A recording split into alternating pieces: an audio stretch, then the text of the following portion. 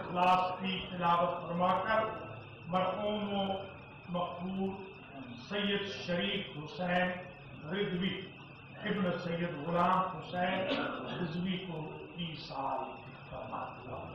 بسم اللہ الرحمن الرحیم، الحمد للہ رب العالمین، الرحمن الرحیم، مالک یوم الدین، إياك نعبد وإياك نستعين، اهدنا الصراط المستقيم، صراط الذين أنعمت عليهم غير المغضوب عليهم ولا الضالين.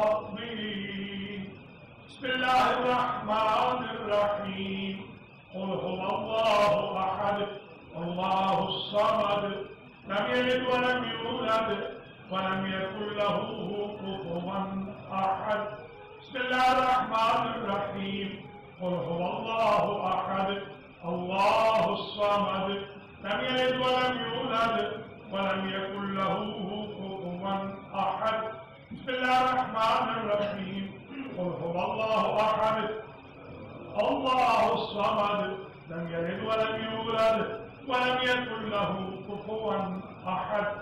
اللهم ابعث ثواب هذه الفاتحة وسورة الإخلاص والذكر والمجلس والتجمع والنذر بتوسط الأنبياء والمرسلين سيدة نساء العالمين الأئمة الطيبين إلى روح المرحوم المغفور سید شریف حسین رضوی ابن سید غلام حسین رضوی، اللهم اغفر ذنوبه وارحم على أحواله واحشره مع النبي وأهل بيته الطيبين واخلف على أهله في الغابرين وارحمه برحمتك يا أرحم الراحمين واحشره مع محمد وأهل بيته الطيبين الطاهرين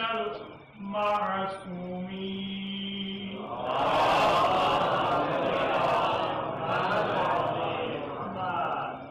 أعوذ بالله من الشيطان الرجيم، بسم الله الرحمن الرحيم.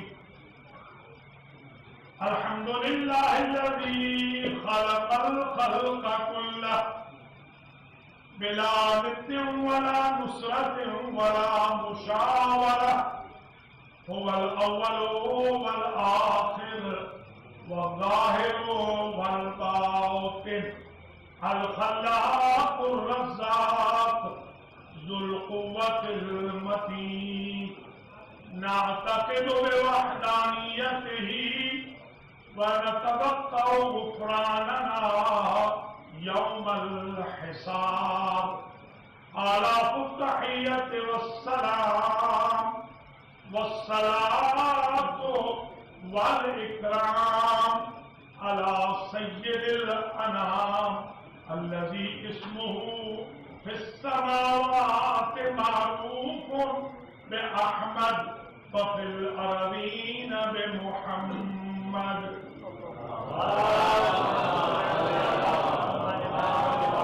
ثم الصلاة والسلام على أهل بيته الطيبين الطاهرين المعصومين المنتجبين. أما بعد فقد قال الله سبحانه وتعالى في كلامه المجيد وفرقانه الحميد وهو أصدق الصادقين. بسم الله الرحمن الرحيم. منكم من يريد الدنيا ومنكم من يريد الآخرة.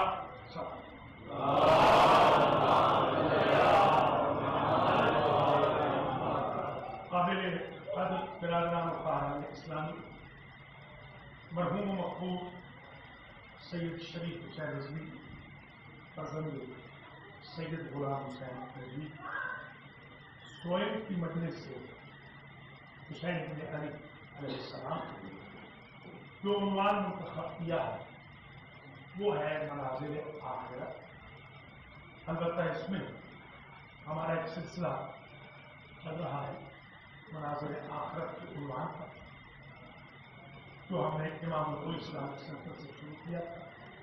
آقا طاہر رضا کی مجلس میں پہلا سلسلہ، دوسرا بیت القائم قاضی صاحب کی مجلس میں، اور تیسرا شعیب آبدی کے بھائی کی مجلس میں، اور آج کی سلسلہ محفل شاہ خراسان چوتھے مرحلے میں داخل ہو رہا ہے۔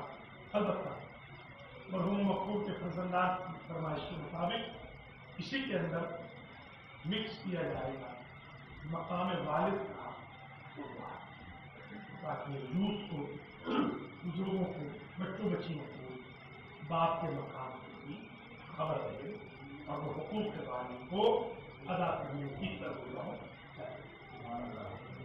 جو عنوان میں نے رکھا ہے مناظر آخرت، اس کی ضرورت اس لیے ہے کہ ہم ڈے ٹو ڈے لائف میں اتنے مصروف ہو گئے کہ ہم آخرت کو ادھار سمجھ رہے ہیں اور دنیا کو نقد سمجھ، اور قرآن نے اس کی نقشہ کشی کی ہے۔ بالکل میوری تو دنیا، بعض لوگ تو تم میں سے ایسے ہیں کہ جن کو صرف اور صرف دنیا چاہیے، وَمِنْكُمْ مَنْ يُرِيدُ الْآخِرَةَ، اور کچھ وہ ہیں کہ جو آخرت کے بھی طلبگار ہے۔ اسلام نام ہے توازن، اسی لیے ارشاد ہوتا ہے کہ جنہوں نے کہا ربنا آتنا فی الدنیا وما لہم فی الآخرۃ من خلاق، یہ قرآن کی عجیب آیت ہے۔ جنہوں نے صرف دنیا مانگی ان کے لیے آخرت میں ہم نے کوئی حصہ نہیں رکھا۔ دنیا مانگی ہے تو آخرت کا کوئی حصہ ہے۔ ہاں، اسلام نے یہ آواز دی ربنا آتنا فی الدنیا حسنۃ وفی الآخرۃ حسنۃ وقنا عذاب النار۔ بیلنس یہ ہے کہ دنیا کو بھی مانگو، آخرت کو بھی مانگو، اتنی مانگو جتنی نیڈ ہے، نیڈ سے بڑھ کے نہ مانگو۔ لا یلام الرجل، ایک شخص کی ملامت نہیں کی جاتی حدیث شریف، جب وہ اپنی ماں سے محبت کرتا ہو تو اس کی ملامت نہیں کی جاتی۔ تو اس میں معصومی نے بتایا کہ جس طرح ماں سے تھوڑا سا وقت غذا لینی ہوتی ہے 2 سال، اس کے بعد انسان کو خود کفیل ہونا ہے دنیا سے بھی اتنا لو کہ ملامت نہ کی جائے، باقی آخرت کے لیے خود کفیل ہے۔ لا یلام الرجل علی حبہ الناس عبید الدنیا الناس ابناء الدنیا، لوگ دنیا کے غلام بن جاتے ہیں یا دنیا کے بیٹے بن جاتے ہیں۔ بات کو چاہتے ہیں وہ دنیا کے بیٹے بن جاتے ہیں۔ آج یہ سمجھ لیجیے کہ پورے قرآن مجید میں جا کے دیکھ لیجیے گا، بعض چیزیں ایسی ہیں جو اپوزٹ ہوتی ہیں اور ان کو اللہ ایک ہی تعداد کے مطابق کوٹ کرواتا ہے، بعض ہوتی ہیں جو مترادف ہوتی ہیں اور ان کا بھی نمبر 1 ہوتا ہے۔ مثلا آج 2 اختلاف، 2، ایک مترادف اور ایک اپوزٹ۔ دنیا کا اپوزٹ ہے آخرت، دنیا اور آخرت۔ قرآن مجید میں 115 مرتبہ دنیا کا ذکر ہے، 115 مرتبہ ہی آخرت۔ پھر یہ بیلنس دیکھیے، کوئی اللہ کی نظر میں دنیا بری چیز نہیں ہے، بشرطے کہ وہ توأم ہو آخرت کے ساتھ۔ اگر انسان آخرت کو فراموش نہ کرے تو دنیا نعمت ہے، اور اگر دنیا پائی سے فراموشی آخرت ہو تو دنیا زحمت ہے، وبال جان۔ اب ذرا الجھن بھی دیکھیے، بعض اوقات چھوٹی چھوٹی باتوں سے فائدہ ہو جاتا ہے۔ مثلا دنیا کا الجھن، دنیا ہے قبلہ کے وزن، اقرب قربا، ادنا دنیا، اقرب جو سب سے زیادہ مردوں میں قریب ہو، قربا جو سب سے زیادہ عورتوں میں قریب ہو. اقرب لقب ہے مولا کائنات کا کہ وہ رسول سے سب سے زیادہ مردوں میں قریب تھے، اور قربا لقب ہے بی بی پاک فاطمہ الزہرا کا.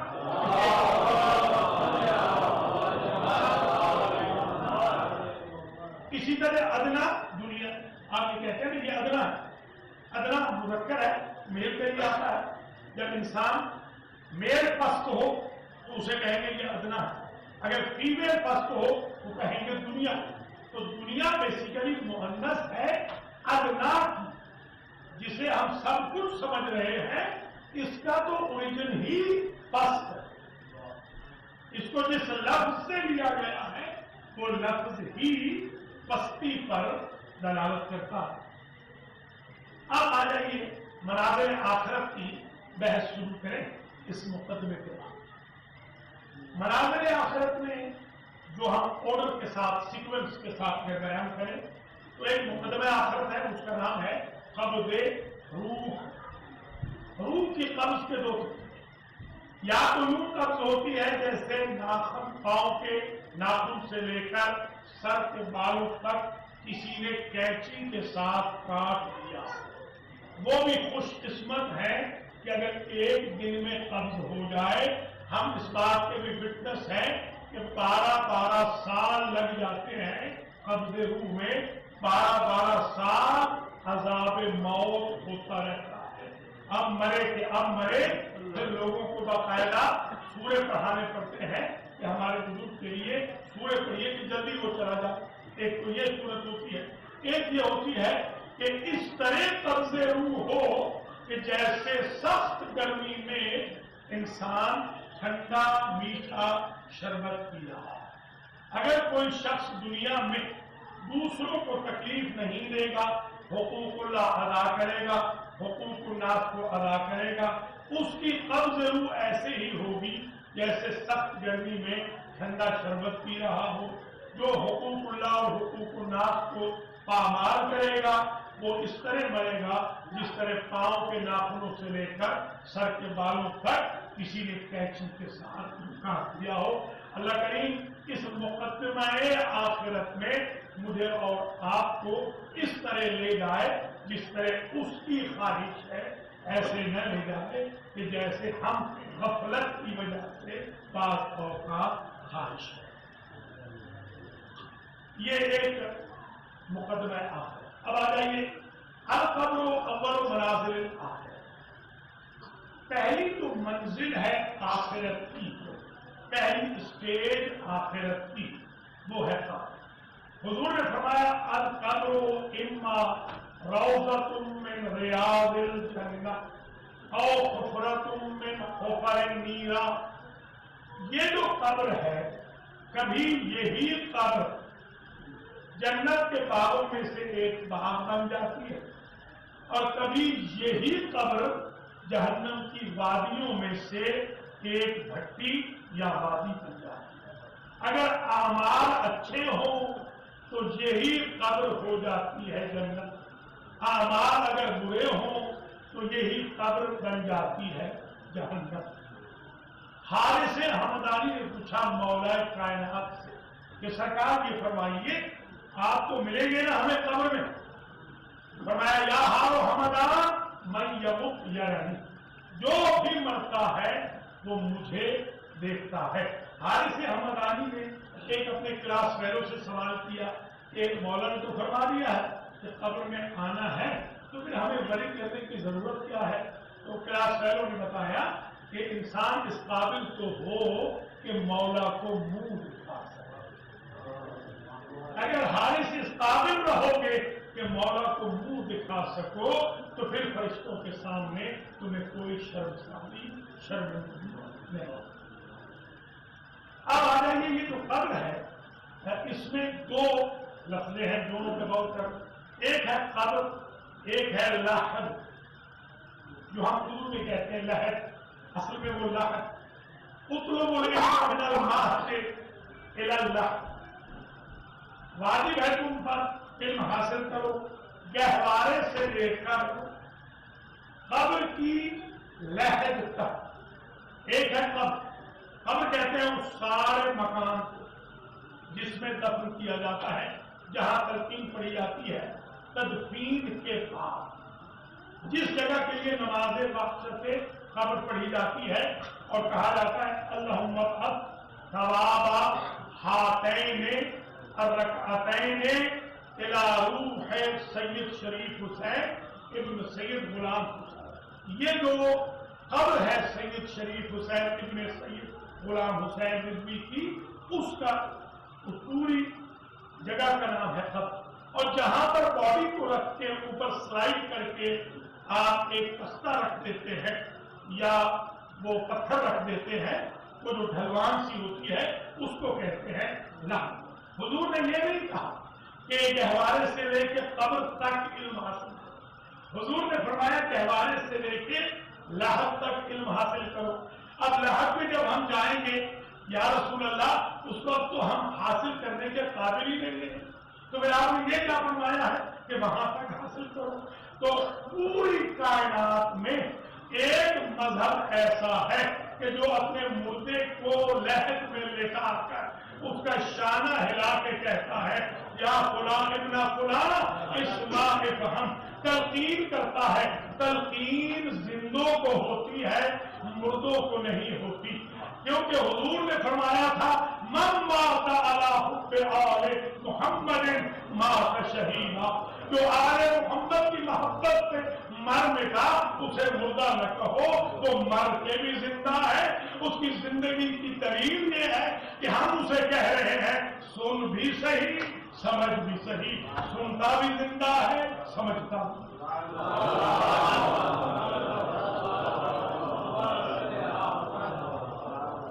اس لیے ہمارا رابطہ اپنے مرحوم سے ڈسکنیکٹ نہیں ہوتا۔ میں لندن کے قبرستان کے پاس سے جب بھی گزرا ہوں، مجھے نہیں یاد کہ میں نے مرحومین کے لیے مؤمنین کے لیے وہاں فاتحہ نہ پڑھا ہو، 2 مرتبہ گزروں 4 مرتبہ گزروں، اس لیے کہ ہمیں یہی بتایا گیا کہ ان سے ہمیں رابطہ رکھنا ہے۔ ہم ان پہ سلام بھی کرتے ہیں اس لیے کہ سلام ہوتا ہے زندوں پر، مردوں پہ سلام نہیں، کیونکہ ہم یقین رکھتے ہیں کہ جو بھی اپنے ہدف حیات کو پورا کر کے گیا ہے وہ مر کے بھی زندہ ہے۔ میں اپنی طرف سے نہیں کر رہا، قرآن کی آیتیں ہیں، آپ نے ہمیشہ سنی ہے وَلَا تَقُولُوا لِمَن يُقْتَلُ فِي سَبِيلِ اللَّهِ أَمْوَاتٌ، جو راہ خدا میں شہید ہو جائیں انہیں مردہ نہ کرو، لَا تَحْسَبَنَّ الَّذِينَ قُتِلُوا فِي سَبِيلِ اللَّهِ أَمْوَاتًا، جو راہ خدا میں شہید ہو جائے گمان بھی نہ کرنا کہ وہ مردہ ہے۔ یہ ایک قسم کی آیتیں ہیں کہ جو شہید ہو گیا وہ زندہ ہے، اور اسی قرآن میں آیت ہے اِنَّكَ لَا تُسْمِعُ الْمَوْتَى وَلَا تُسْمِعُ الصُّمَّ الدُّعَاءَ۔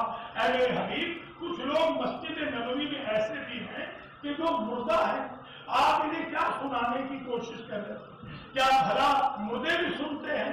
کیا کبھی گونگوں کو بھی سمجھ آتی ہے؟ کیا کبھی بہروں کو بھی کچھ سنایا جا سکتا ہے؟ حالانکہ وہ تھے تو زندہ، وہ منافقین عبداللہ ابن ابی جیسے حضور کو کہا گیا کہ یہ سنیں گے نہیں، حالانکہ زندہ تھے، اور جن کی روح نکل گئی تھی بعد احد کے خندق کے شہداء، ان کے بارے میں کہا جا رہا کہ گمان بھی نہ کرنا۔ تو پتہ چلا ہمارا معیار موت و حیات اور اللہ کا معیار موت و حیات، اور ہمارا معیار یہ ہے کہ اگر پیکر میں روح ہو تو زندہ ہے، روح نکل جائے تو مردہ ہے۔ اللہ کا معیار اور اگر انسان ہدف حیات کو پالے تو مر کے بھی زندہ ہے، ہدف حیات کو کھو دے تو مسجد نبوی میں بھی تو گویا آج ایک بات سمجھ میں آ گئی، ہمیں چاہیے کہ ہم شہادت کا منصب حاصل کریں، یا تو تیر و قبر کی ذریعے، یا تیر و قبر سے، یا سنان سے، گولیوں سے، یا پھر بہترین نسخہ ہے محبت محمد و آل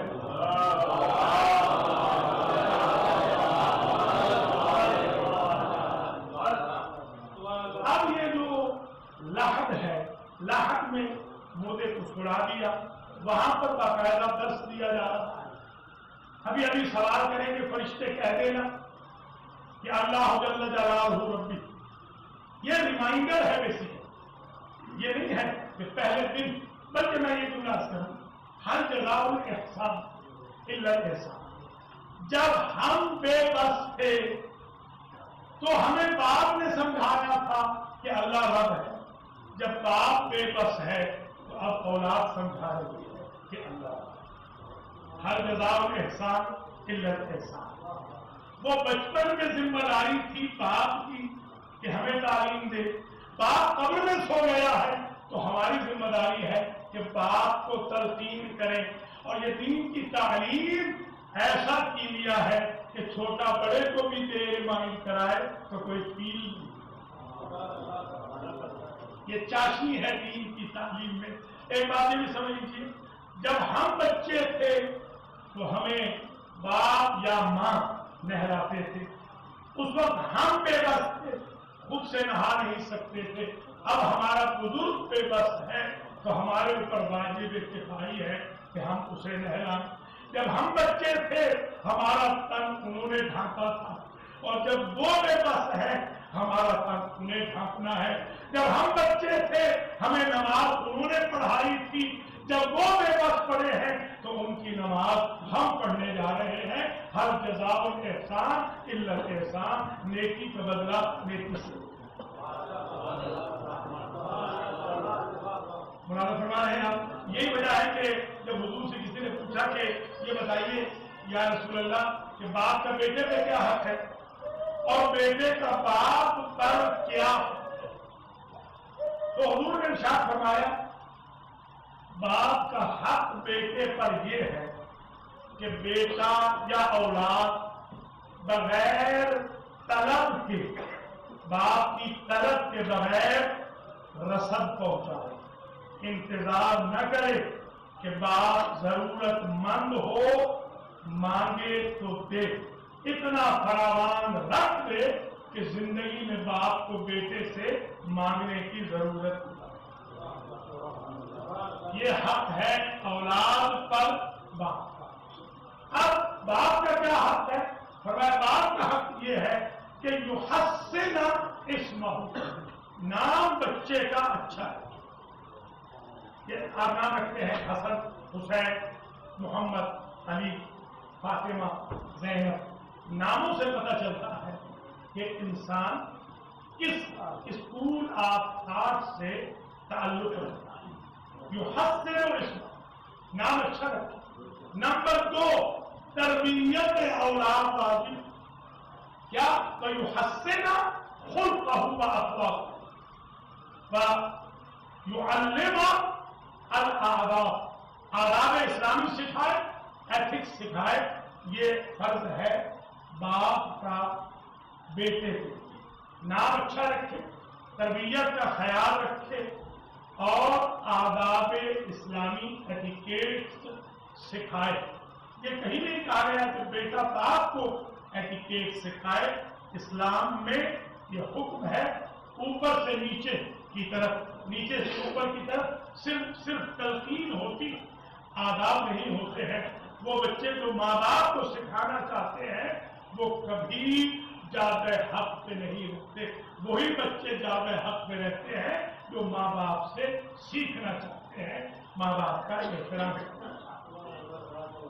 ایک بات اور سمجھ لیجیے کہ یہ جو بعض لوگ پڑھتے ہیں، میں بھی سنتا ہوں کہ حضور کا باپ اس لیے حضور کے باپ کو اٹھا لیا تھا کہ حضور پر باپ کا احترام واجب نہ ہے۔ یہ چیز میری سمجھ سے باہر ہے۔ یہ مولوی صاحبان کی تو فکر ہو سکتی ہے، اسلام کی فکر نہیں۔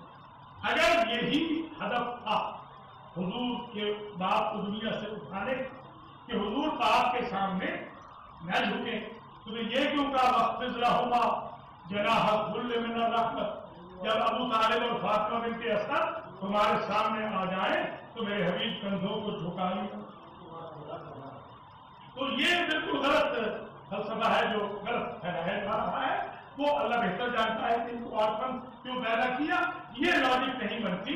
ساری زندگی حضرت ابو طالب علیہ السلام کے سامنے حضور ایسے ہی جھکتے رہے کہ جیسے ان کے حقیقی والد ہوتے تو ان کے سامنے جھکتے، بلکہ یہی ہمارے لیے ایک تربیت کا ذریعہ ہے کہ پالنے والے باپ کے سامنے اگر رسول رحمت للعالمین ہو کر افضل ہو کر جھک رہے ہیں تو ہمارا فرض ہے ہم ماں باپ کے سامنے ایک جملہ سن لیجیے انشاءاللہ کام آئے گا آپ کو. حضور کی خدمت میں کچھ لوگ آئے, حضور نے فرمایا النظر الى الاب او الام تعدل حجا مبرورا وعمرة مقبولا. ماں کے چہرے کی طرف ایک نگاہ اولاد حباً محبت کی, غصے کی نہیں, باپ کے چہرے کی طرف محبت کی نگاہ اولاد کی. حضور نے فرمایا ایک حج مقبول, ایک عمرہ مقبولہ کے برابر. تو بندہ تھا ذرا امریکن مزاج کا, ماشاءاللہ میتھمیٹیشین ہیں یہاں پر, کیلکولیشن ہوئی. اس نے کہا سرکار لو انظروا الی وجہہما مئۃ مرۃ, سرکار اگر میں 24 گھنٹے میں 100 مرتبہ اپنے ماں باپ کے چہرے کی طرف دیکھوں تو آپ نے مفاد کلام میں فرمایا اپنے خدا, تم نے خدا کو غریب سمجھا, تم دیکھتے نہ تھکو تو ثواب دیتے ہوئے. تو اللہ کی ذات میں تو قبلہ و کعبہ آپ کے گھر میں رکھا ہے. اگر آپ اس قبلہ و کعبہ کا طواف کر کے حاجی بیلی نہ بنے تو اس میں خدا کا تو کوئی اللہ نے تو گھر میں قبلہ و کعبہ. یہ سن لیجیے حضور فرماتے تھے رضا اللہ فی رضا الوالدین. کوئی بندہ اس وقت تک اللہ کی رضا حاصل نہیں کر سکتا جب تک اس کے ماں باپ اس پر راضی نہ. منازل آخرت کے عنوان پر عرض کیا کہ پہلی منزل کا نام ہے قبر. یاد ہے 5 جملے آئے تھے. القبر ینادی بخمس کلمات کل یوم. قبر ہر روز 5 جملے کے 5 قبر جس نے اس میں آنا ہے اس کے لیے ہر روز ڈیلی 5 نمازوں کے وقت پہ 5 جملے ہوتے ہیں قبر. کون کون سے یا رسول اللہ؟ فرمایا نمبر 1 کہتی ہے آنا بیت الوحدت فاحملوا الی انیس. اے میرے اندر آنے والے, میں تنہائی کا گھر, لونلینس, اور تو اکیلا رہنے کا عادی نہیں. میرے اندر آنا تو عمل صالح کا ساتھی ہوئے. مونس و غمخوار میرے اندر اپنے ساتھ لے کر آنا, اس لیے کہ تو اکیلا رہنے کا عادی ہے. دوسرا انا بیت التربۃ فاحملوا الی فراشا. میں مٹی کا گھر ہوں اور تو بستر کے بغیر سونے کا عادی نہیں. میرے اندر آنا تو خدمت والدین اور صلہ رحمی کا بستر اور خوش اخلاقی کا تکیہ لے. انا بیت الظلمۃ فاحملوا الی سراجا. میں تاریک گھر ہوں اور تو ڈارکنیس میں سروائیو کرنے کا عادی نہیں. زیرو صحیح, بلب چاہیے, لائٹ چاہیے, ہاں زیرو صحیح جس میں وولٹیج بھی نہ بڑھے, بل بھی نہ, تھوڑی بہت روشنی ہونی چاہیے. بالکل اندھیرے میں تو سونے کا عادی نہیں ہے. فاحملوا الی سراجا, میرے اندر آنا تو محمد و آل محمد کی محبت کا چراغ ہے.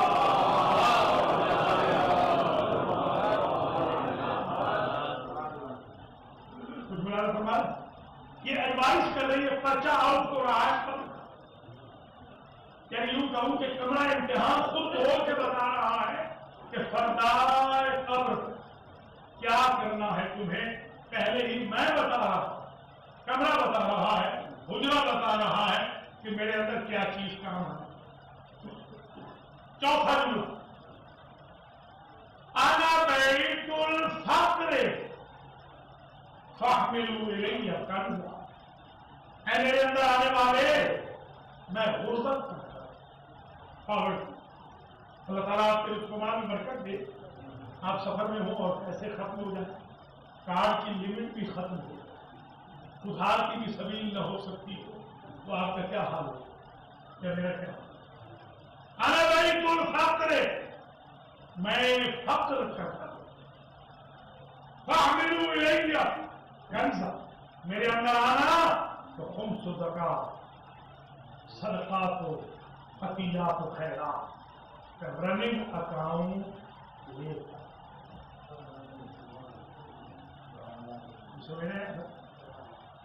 اب دنیا بدلا ہوا ہے، جو یہاں بو کے جاؤ گے وہی وہاں کا.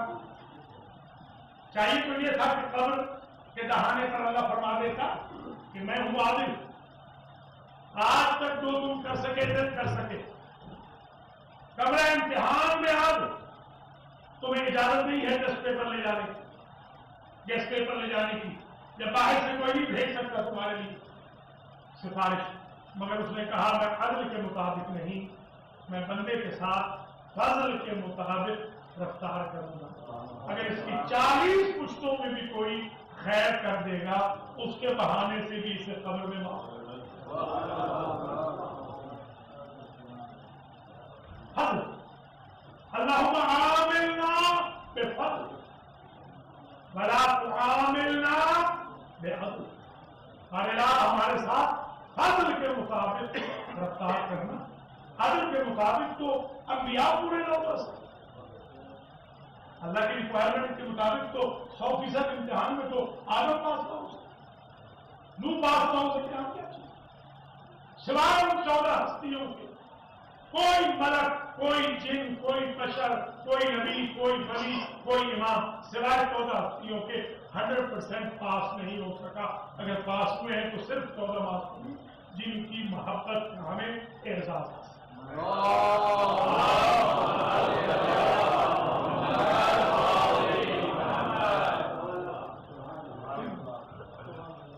چار جملے ہو گئے، پانچواں جملہ خبر کہتی ہے انا بیت الحیات والعقارب والطور فاحملوا الی تریاقا، میں سانپوں کا گھر،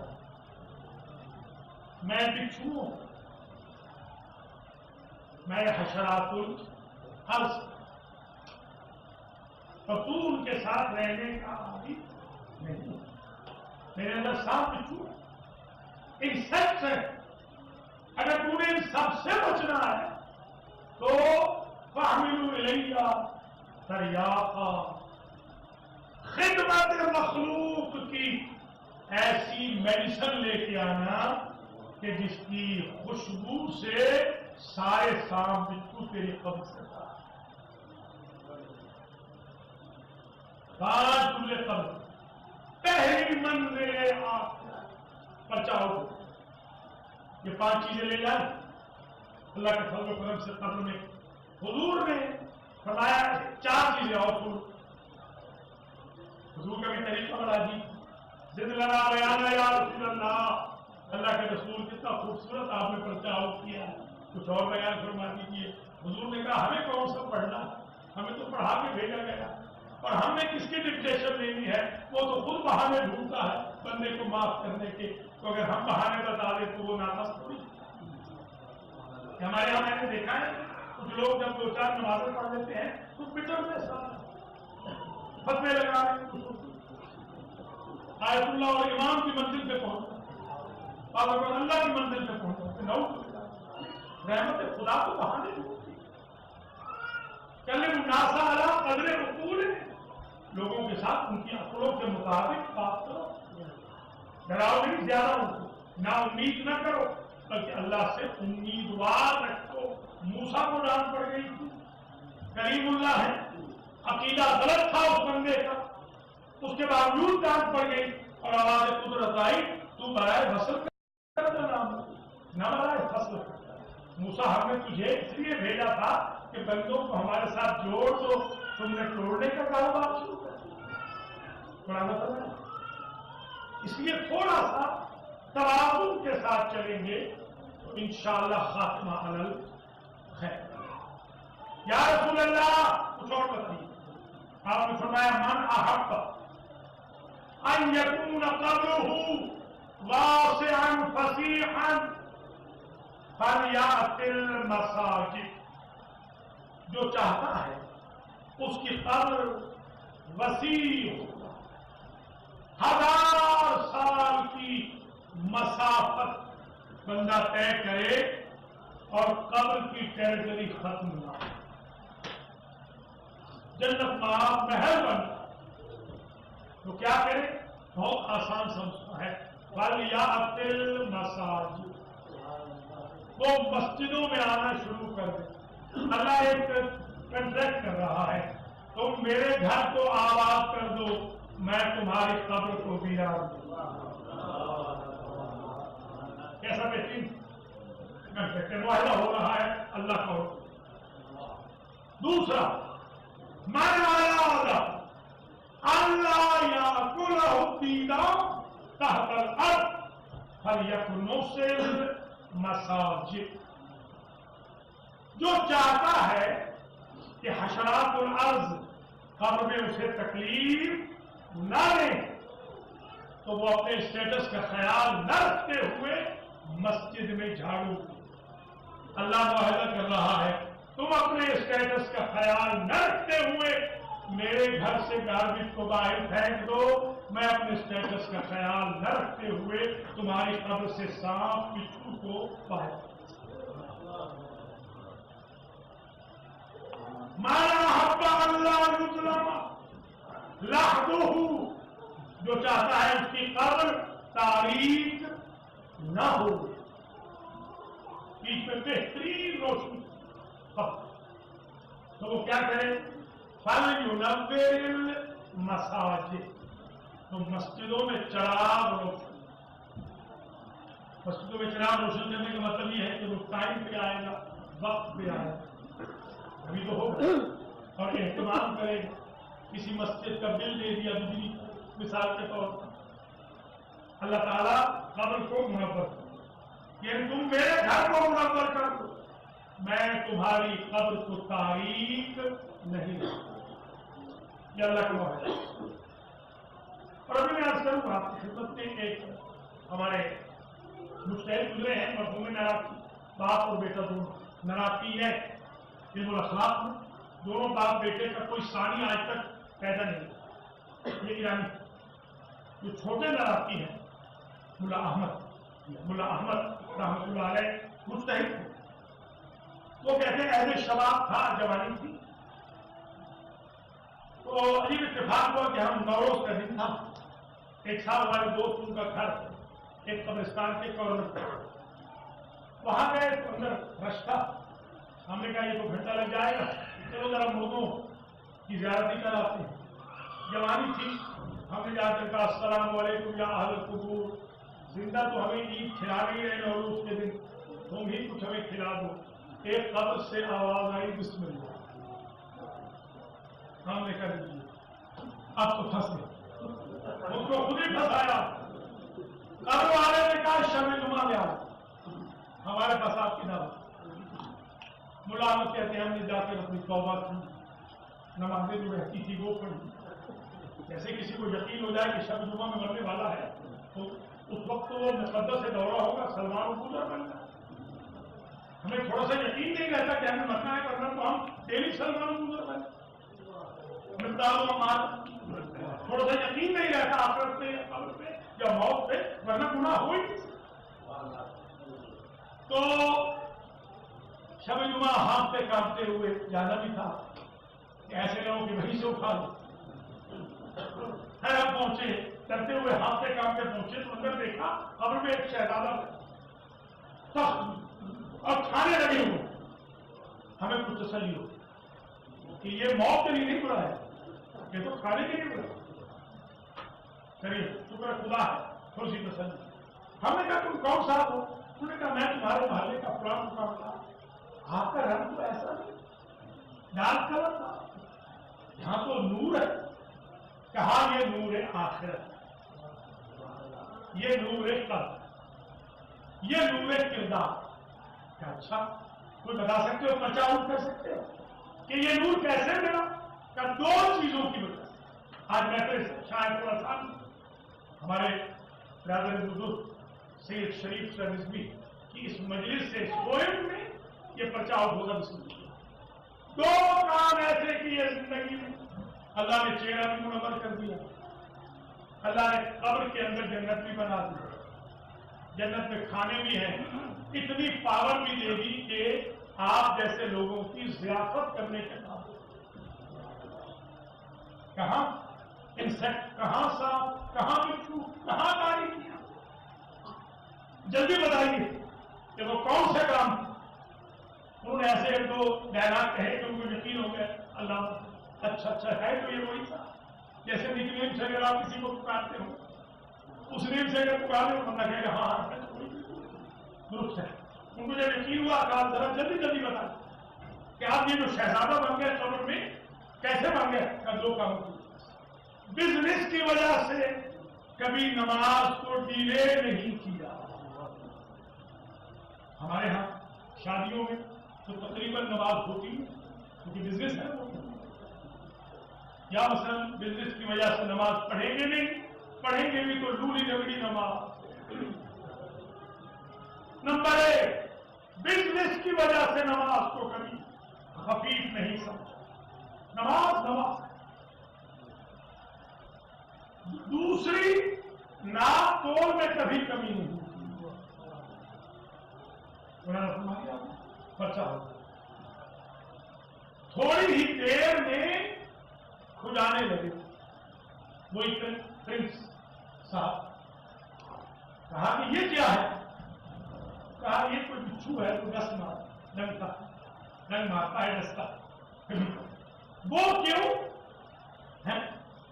وہ صرف حقوق الناس کی پامالی کی وجہ سے یہاں بھی پہنچ گئے اس مرتبے پر بھی، تب بھی حقوق الناس کی سزا نہیں۔ سعد بن معاذ صحابی تھے پیغمبر کے، جوان شہید احد ہے۔ اب بتائیں شہید خود کتنا منزلت رکھتا ہے، اور پھر جو احد کا شہید ہے، اور حضور کے منہ بولے بیٹے زید کی طرح نہیں کہ متبنہ بنایا ہو، مگر حضور انہیں بیٹا ہی کیا یہ کپڑے صاف کرانے ہیں، جوتا صاف کرانا ہے، وہ سارے نماز کے سبوت ہوتا۔ کتنی بڑی منزلت ہوگی۔ وہ جب مر گئے، شہید ہوئے، تو ان کی قبر پہ عذاب ہوا۔ جی ہاں، اور حضور نے بتایا کہ اے سعد کی ماں فخر نہ کر، دائیں طرف کی قبر بائیں طرف ہو گئی ہے، بائیں طرف کی دائیں طرف، تیرے بیٹے کی ہڈیاں پسلیاں ایک۔ کیوں؟ بد اخلاقی کے ساتھ کانا ما اہل ہی خود صرف بد اخلاقی کے سبب۔ بعض لوگ تو ایسے بد اخلاق ہوتے ہیں جیسے انہوں نے پی ایچ ڈی کر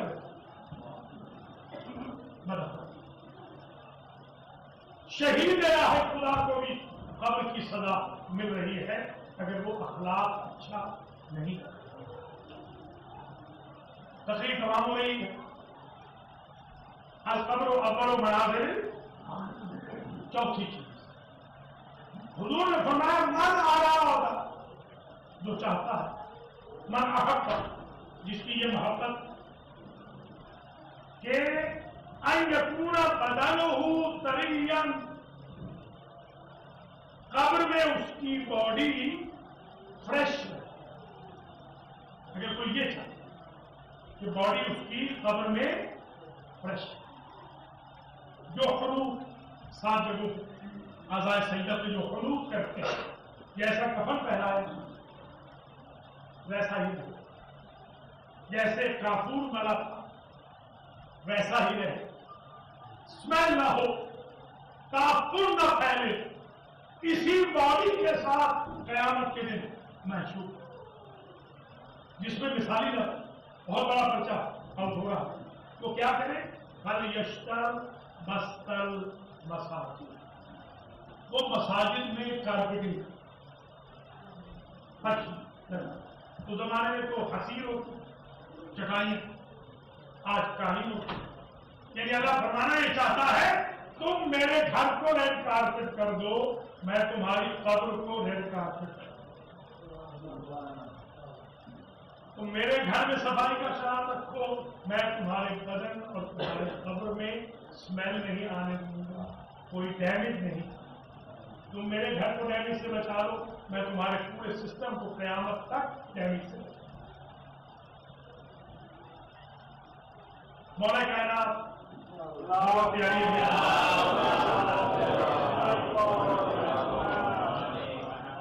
علیہ السلام تشریف لا رہے تھے جنگ صفین، اور کوفہ کے باہر ایک قبرستان ہے، وہاں رکے، اپنے اصحاب سے کہتے ہیں کہ کچھ میں ان مردوں سے بات کرنا چاہتا ہوں، اجازت دو تو میں بات کروں۔ کیا فرمائیے سرکار، یہ بھی پرچہ عروض کیا ہے حضرت فرماتے ہیں یا دیار الموحشہ والمحال المفترہ والقبور المظلمہ، اے وحشتناک گھروں کے رہنے والوں، اے فقیرانہ محلوں میں رہنے والوں، اے تاریخ کوٹھریوں کے مکینوں، یا اہل الوحدت و یا اہل الوحشت، اے ہمیشہ اکیلے رہنے والوں، اے ہمیشہ وحشت و خوف میں رہنے والوں، انتم لنا فرق ثابت ونحن لکم تبع لاحق، تم ہم سے پہلے جانے والا ایک گروہ اور ہم تمہارے بعد آنے والا ایک منتظر کارواں ہے، نہ تمہیں فرار تھا موت سے، نہ ہمیں فرار ہے موت سے، سب کو جانا ہے، ہاں اما الدور فقط سکنا، اما الازواج فقط نکحا، اما الاموال فقط قسمت، هذا خبر ما عندنا وما خبر ما عندكم، اے مردوں والی تمہیں تمہارے گھروں کی خبر دینے آیا ہے، جو تم نے بڑی مشکل سے گھر بنائے تھے ان گھروں میں غیر آباد ہوئے، تمہارے رشتے ناطے ٹوٹ گئے، تمہارے مال کفن میرا ہونے سے پہلے تقسیم، یہ خبر تو میرے پاس تھی، اب تم بھی تو بتاؤ قبر میں تمہاری کیسے گزر رہی۔ ثم التفت الی اصحابہ، پھر مولا اپنے اصحاب کی طرف رخ کرتے ہیں اور فرماتے ہیں اما لو اذن لهم فی الکلام لاخبروکم ان خیر الزاد التقوی، اگر اللہ ان مردوں کو بولنے کی صلاحیت دے دے، ہر مردہ قبر سے نکل کر آپ کو ایک ہی پیغام دے گا، قبر میں آنا ہے تو تقوی لے گا۔ اب میں 3 شعر پڑھنا چاہتا ہوں علامہ ہلی، بس ختم ہوئی ہے تقریر، آخری پڑھو 3 شعر علامہ ہلی نے، یہ البتہ وہ علامہ ہلی نے، یہ حیدر ہلی یہ شاعر سید حیدر ہلی، وہ شیخ غیر علامہ، تو علامہ فقہ، یہ سید حیدر ہلی نے دیکھا روضہ امیر المومنین، بے ساختہ نکل گیا مجھ سے، اذا مت فادخلی فی جنب حیدر، ابھی شبرن اکرم بہ بشبیر، دنیا والوں جب میں حیدر ہلی مر جاؤں تو مجھے ہلے میں دفن نہ کرنا، مجھے جوار حیدر کرار میں مولا کے پاؤں میں فلست اخاف من القبر عند جوارہ ولا اتقی من منکر ونکیر، میں اپنے مولا کے پاؤں میں دفن ہو جاؤں گا تو نہ مجھے قبر کا خوف رہے گا، نہ مجھے منکر و نکیر کی فکر رہے گی، کیوں؟ فعال علی عامل فما وهو اذا ظل فی البیضاء اقال بعیری، اس لیے کہ اگر کسی کا اونٹ گم ہو جائے تو اونٹ سے نہیں پوچھتے کہ تو گم کیوں ہوا، مالک سے پوچھتے ہیں کہ تو نے رسی کیوں نہیں باندھی کی؟ منکر و نکیر مجھ سے تھوڑی پوچھیں گے، میں تو مولا کا غلام ہوں، مولا سے پوچھیں گے اپنے بندے کو کیوں نہیں باندھی۔ یہ ایک امید بھی مل گئی کہ ماشاءاللہ جو نسبت ہے امت مسلمہ کی حیدر کرار کے ساتھ وہ قبر اور برزخ میں بھی کام آ رہی ہے۔ جوانوں، ایک میسج آج یاد رکھنا، یوسف جب عزیز مصر بن گئے تھے تو باپ مل گئے، گھوڑے پر ہی ملے، یعقوب علیہ السلام کے لیے اتر کے نہیں، جبریل آئے، جبریل نے کہا یوسف اپنی مٹھی کھول، جب مٹھی کھولی تو اپنے آپ کو لائٹ کی سب کہ بھائی جبریل یہ کیا ہضم جو ہوئے، کہا نور نبوت تمہاری نسل سے نکال دیا، تم نبی رہو گے، تمہاری نسل میں اب کوئی نبی پیدا نہیں۔ کہا کیوں؟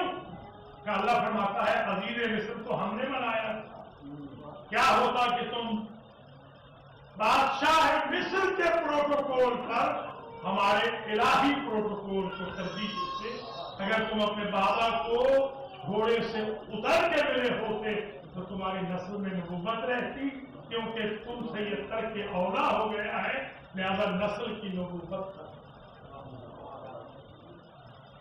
اللہ کریم مرحوم مقبول کے درجات کو متعالی فرمائے، مرحوم کے بچوں کو، اہلیہ کو، بیٹی کو، عزیز و اقربا کو، بھائیوں کو صبر جمیل عطا کرے۔ ماشاءاللہ دور نزدیک سے میں دیکھ رہا ہوں لوگ آئے ہیں، ماشاءاللہ محفل آ چکی ہے، بہت دور دور سے، کئی اسٹیٹ سے لوگ آئے ہیں، اس لیے یہی سلیقہ زندگی، یہی طریقہ شرفا کہ جب تو جو اس کے رشتے دار، عزیز، چاہنے والا دنیا سے چلا جائے، ان کے بچوں، بچیوں، بھائیوں، عزت، اہل خانہ، تعزیت، اللہ تعالیٰ اس مجلس میں تشریف لانے والوں کو حوائج شرعیہ پوری فرمائے، سب کے مرحومین کی مغفرت، جو بچے آؤٹ ہوئے ہیں قرآن میں آپ کو اللہ تعالیٰ ہم سب کو اس کورس کو، اس سلیبس کو حاصل کرنے اور اسٹور کرنے کی، ذخیرہ کرنے کی توفیق خیر مرحمت۔ یہی رسم دنیا ہے کہ تعزیت کے لیے سوئم میں لوگ آتے ہیں، اور ایک غریب ایسا گزرا ہے جس کے سوئم میں اس کا بیٹا معجزے سے آیا ہے، اس کا کوئی اور رشتے دار سوئم نہیں، اس لیے دیکھیے نہ حضور کا سوئم ہے، نہ مولا علی کا سوئم ہے، نہ بی بی پاک کا سوئم، نہ حسن مجتبیٰ کا سوئم۔ اگر سوئم ہے تو صرف اس کا، کیوں؟ اس لیے کہ بہن کی حسرت ہے، بیٹے کی حسرت ہے کہ رشتے دار آتے، چاہنے والے آتے، اور بیٹا آیا بھی ہے تو لنگر کے ساتھ، کے خاردار پہنے ہوئے، ہتکڑیاں پہنے ہوئے، بیڑیاں پہنے ہوئے۔ وہ ایسا وقت تھا، اللہ آپ کو لے جائے، کبھی زندگی میں آپ ایک کریں جب پارا محرم ہوتی کوئی دے، آج تو بنی اسد ہاتھوں میں بیلچے پکڑتے، بالکل اپنے انہیں آبا و اجداد کے راستے میں چلتے ہوئے، اور کوفہ کا رخ کر کے کہتے ہیں اے لاشوں کے بارے، ہمیں سمجھ نہیں آ رہی کیونکہ سر تو موجود نہیں، کون سی لاش کس ندی؟ تو یہ اس وقت سبیل کر رہے تھے، بیلچے ہاتھوں میں پکڑے ہوئے، جیسے انہوں نے لنگر کی آواز سنی، ہتکڑیوں کی، بیڑیوں کی آواز، تو یہ جھاڑیوں کو چھوڑ انہوں نے سمجھا کہ شاید کوئی حکومتی کارندہ آ گیا مداخلت کرنے کے لیے۔ آنے والے نے کہا کوئی یہ سب گھبراؤ نہیں، میں فرزند حسین، میں لاکھوں کا وارث تمہاری مشکل میں مدد کرنے آیا ہوں، ایک لاکھ۔ ذرا غربت دیکھے سر آپ، ہم نے دیکھا ماشاءاللہ ہمارے مولانا عبدی صاحب نے اللہ ان کی توفیقات میں اضافہ کرے مجھے کال کی فوراً کفن کا اہتمام کیا. مولانا رضوان نے کھڑے ہو کر وہاں غسل دلوایا. ہمارے جو دوست احباب ہیں انہوں نے سب نے کفن پہنایا. بڑے اہتمام کے ساتھ شاہ صاحب کا جنازہ تیار ہوا. سینکڑوں لوگوں نے جنازے میں شرکت کی. میں کیسے بھی جملہ کہوں سید سجاد کو تو ایک آدمی نہیں ملا کہ ان کے بابا کا جنازہ پڑھتا. اللہ ان کو کفن پہنانے کے لیے تو ایک معاملہ ملا. اللہ اور آپ نے دیکھا کہ قبرستان میں بھی بہت کم میں نے جنازے ایسے دیکھے جتنا شاہ صاحب کے جنازے میں لوگ تھے. ماشاءاللہ دور دور سے لوگ پہنچے. مگر تدفین کے وقت بھی سید سجاد کا کوئی رشتے دار وہاں. میرے عزیزوں جب بھی میں کبھی میت کو غسل دیتا ہوں جب میں کفن پہنانے لگتا ہوں تو مجھے غریب حسین بہت یاد ہوتا ہے. شہید کو جملے کی قدر کرنا اشارے سے بولوں گا. شہید کو کفن کی ضرورت نہیں. یہ درست پوری کپڑوں میں دفن کیا جاتا ہے مگر وہ غریب کیا کرے. بس آپ سمجھ گئے ہیں اس غریب کو تو کفن کی ضرورت. یہی وجہ ہے کہ جب بہن گزری تھی کیا محرم کو تو یہ کہہ کے گزری تھی بھیا یہ تلک مرتے دم تک رہے گا. وطن ہوتا تو میں کفن پہناتی. سر میں چادر ہوتی تو وہی اوڑھ کے چلی جاتی. مگر بہن یہ کہہ کے گزری بھیا تیری لاش کو بے کفن دیکھا ہے. تیری لاش کی بے کفنی کا اتنا پرچار کروں گی ہر گھر میں کربلا کا کفن خام کروں گی. جزاک اللہ اجرکم علی اللہ.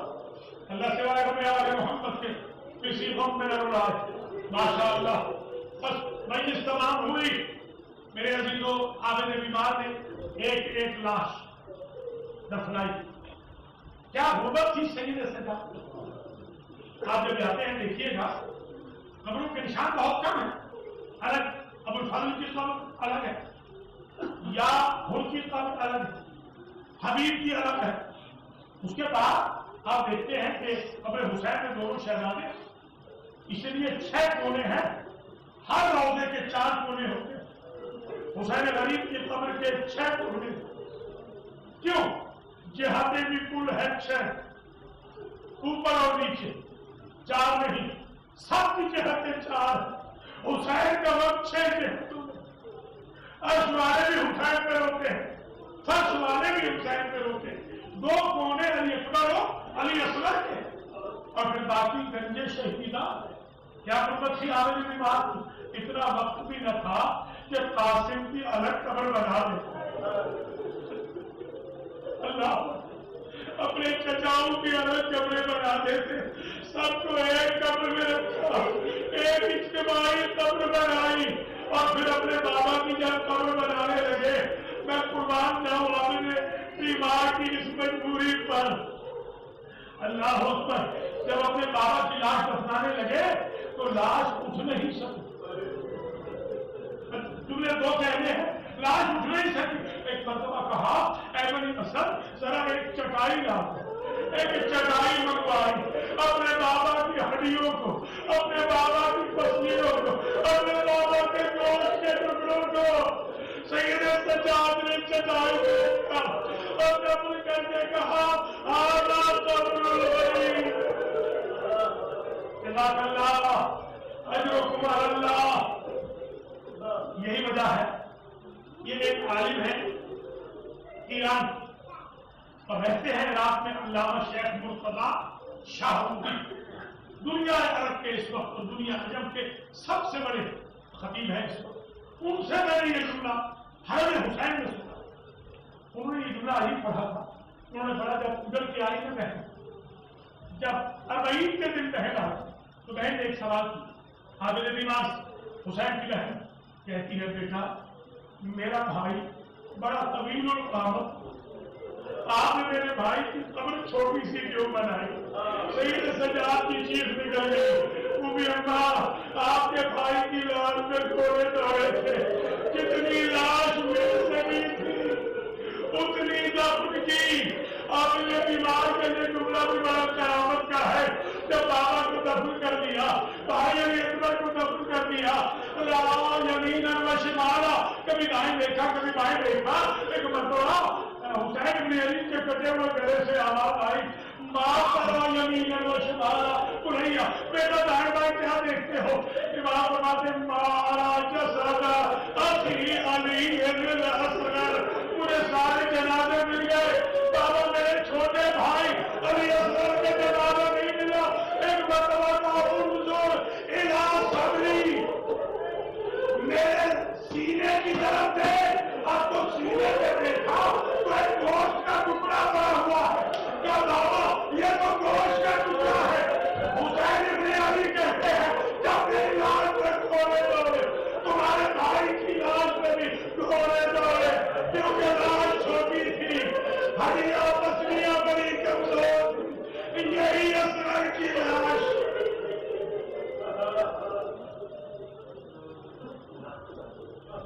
یا محمود بحق محمد، یا اعلی بحق علی، یا فاطر بحق فاطمہ، یا محسن بحق الحسن، یا قدیم الاحسان بحق الحسین وذریت الحسین.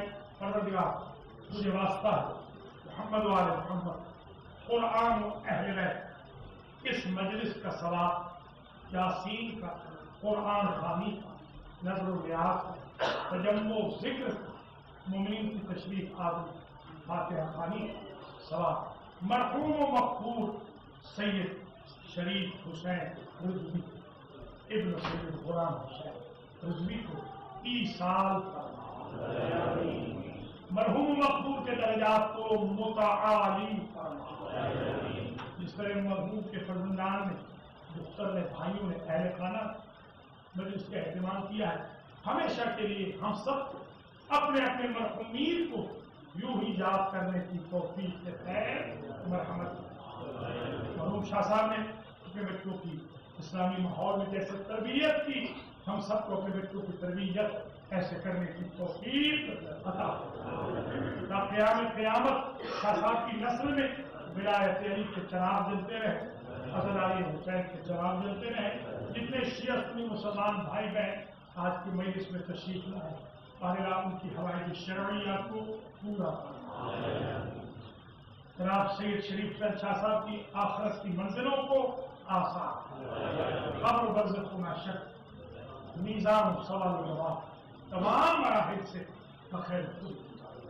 ہم سب کی آخرت بخیر، ہم سب کو آخرت کو یاد کرنے کی توفیق. جس تقویٰ کی ایمان ہمارے مولا کائنات نے کی، اس تقویٰ کو ہمیں اڈاپٹ کرنے کی توفیق خیر مرحمت فرما. اپنے قبر کو مربع کرنے کی، صاف رکھنے کی ہمیں توفیق خیر مرحمت فرما. اول وقت میں نماز کی توفیق عطا کر، ڈیلی بیسس پہ قرآن پڑھنے کی توفیق عطا فرما. حج و زیارات نصیب فرما. امام زمانہ کے ظہور میں تعجیل فرما. جنہوں نے سامرہ پر اٹیک کیا ہے ان کو نصف و نابود فرما. آج جنہوں نے کراچی کے ایئرپورٹ پہ اٹیک کیا ہے ان کو نصف و نابود فرما اور دنیا سے دہشت گردی کو ختم فرما. امام زمانہ کے ظہور تعجیل فرما. ہم سب کو آپ کے اعوان انصار شمار فرما. ربنا تقبل منا انك انت السميع العليم.